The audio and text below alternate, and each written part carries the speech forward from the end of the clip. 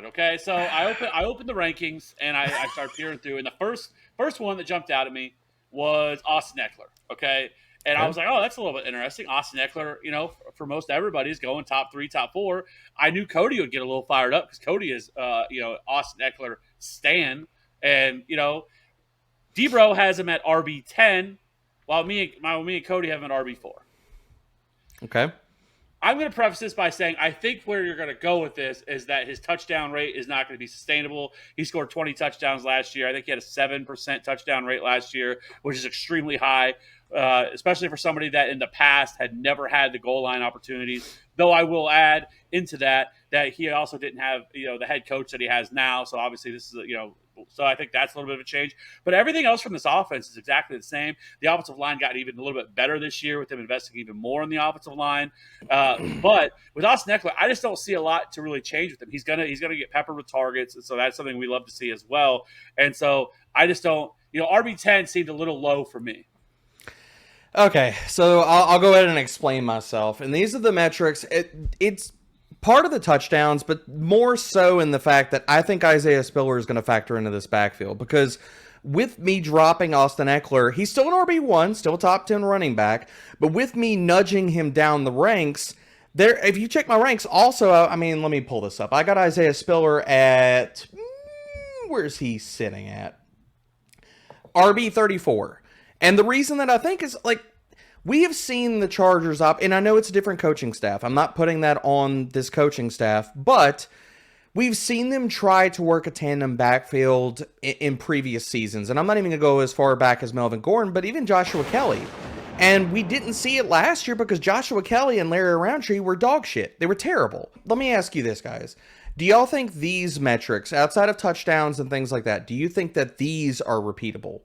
Austin Ekeler was 9th in snap share, 10th in opportunity share. He was 2nd in the league in red zone touches.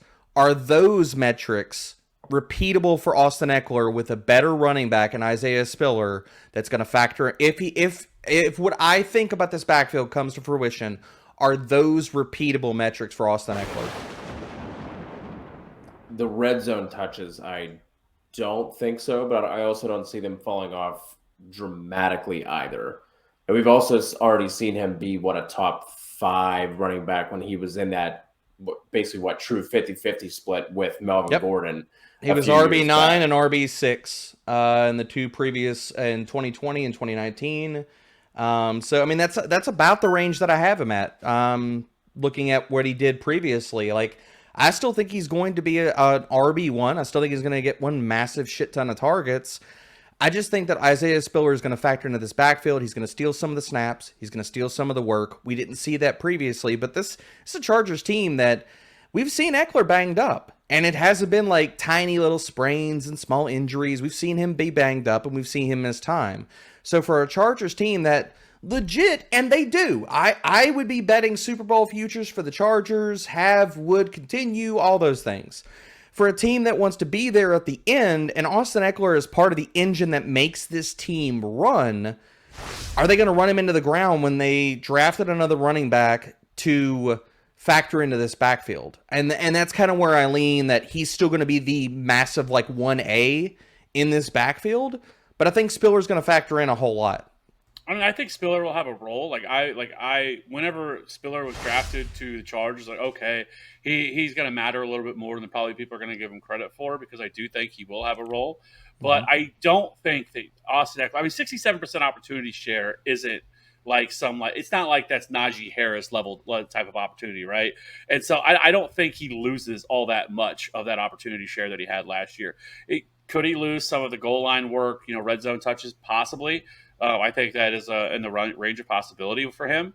But I just think that there's not many running backs you're going to find that have a 15% target share in the offense. And so for me, there's, in terms of which running backs that I would ever take ahead of him, I think I think obviously Jonathan Taylor, probably Christian McCaffrey are definitely on that list. But Najee, once you get past that, it's tough to. I think you can poke some holes in Najee, But I get it. He's locked in. There's no debate whatsoever of his Yeah. role in that offense. There's absolutely nothing behind him. The question is Mitchell Trubisky going to check down to him as much as Big Ben did last year?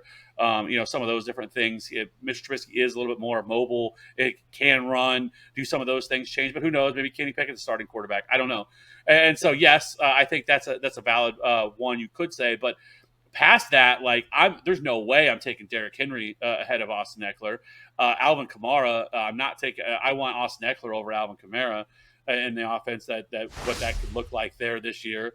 Dalvin Cook, I have concerns over because his efficiency started to drop last year. He's somebody that's always been hurt every single year, and it's another year for him. His efficiency started to drop off a little bit last year as well, which kind of took a big hit for him. But obviously, he's still heavily involved. So I guess you could make a case for Dalvin Cook. But a lot of these running backs, even Joe Mixon. I like Joe Mixon. I have Joe Mixon right around where you do. But even him, I can't take Joe Mixon ahead of him because I don't know what this offense is going to look like for the Bengals. Are they going to throw the ball a hell of a lot more? This year, kind of what we saw over the second half of the Bengals last year, where they really started to ramp it up. And is Joe Mixon going to get the targets? I don't know because some games he gets 6 targets, other games he gets 2, and it's super frustrating because they don't have another great running back there either. But they just never seem to get to him as a pass catcher, which blows my mind because he's a great pass catcher out of the backfield. So with all that, I think there's concerns with some of those running backs. But Austin Ekeler is just locked in, and not just to boot, he's in one of the best offenses in the league with one of the best offensive lines in the league. They also brought in Zion Johnson, who's likely going to solidify that right guard. That offensive line they're going to have this year is definitely going to be a top 10, if not a top 5 unit. So I mean, I think it's just kind of wheels up for everybody. And they didn't add any other pass catchers here. That's oh man, okay, now I'm nervous about this guy who's going to get more opportunities, could limit somewhat of what he does. And so it's just hard pressed to be able to have Austin Ekeler outside of a top 4, top 5 running back, and unless we're talking about non-standard or standard leagues.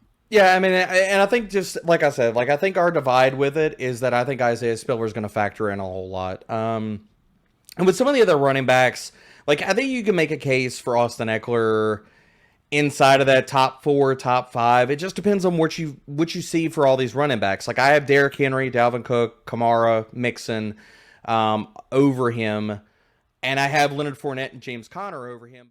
Have you ever felt? Are you listening? Damn.